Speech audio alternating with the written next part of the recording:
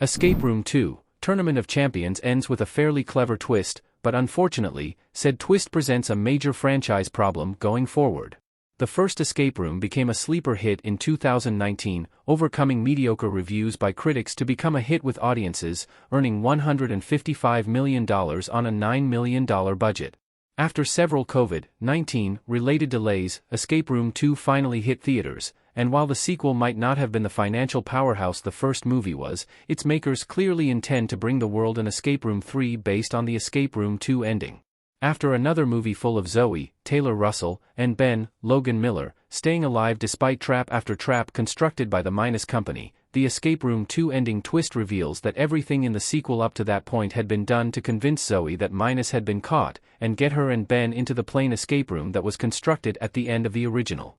The twist, while feeling a bit cheap, is pretty well pulled off. The problem is, it makes Minus entirely too powerful, to the point where anyone ever beating them seems ludicrous. What happens in the Escape Room 2 ending? The finale takes a surprisingly uplifting turn. The ending of the Escape Room, Tournament of Champions was filled with twists and turns, and it significantly altered the direction the franchise could potentially take. After the movie made many references to a girl named Sonia, it's revealed that Sonia is the daughter of Amanda, from the original Escape Room movie.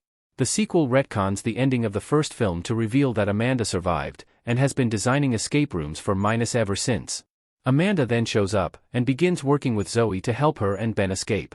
After the pair manage to free Ben from his cage, which had been filling with water, they then contact the FBI. In a turn of events that felt surprisingly uplifting for a sequel to Escape Room, the authorities managed to retrieve the bodies of Theo, Brianna, Rachel, and Nathan. The sinister activities of Minus are revealed to the world, and it seems the company will be brought to justice. There is then a final tacked-on moment when Zoe, on a plane home with Ben, is caught up in a last-minute Minus escape room. Why Escape Room 2's ending twist is a franchise problem. The levels of control Minus have over outcomes isn't plausible. Escape Room Minus Games Master. To facilitate the Escape Room 2 ending twist, Minus proves itself capable of doing everything but manipulating reality itself, and with its vast resources, it can even nearly do that. By the end of the highly anticipated horror film, it's clear that even the psychiatrist Zoe and Ben visited about their prior experiences was in Minus' pocket. Picking up from there, from the moment they enter New York City and visit the Minus building, they're manipulated and pushed into position for the next game by Minus. Even the events within the game, which ostensibly should be harder for Minus to predict, end up with Zoe escaping through an alternate route they clearly intended her to find, and Ben getting sucked into the quicksand, enabling Minus to use him as a bargaining chip with Zoe.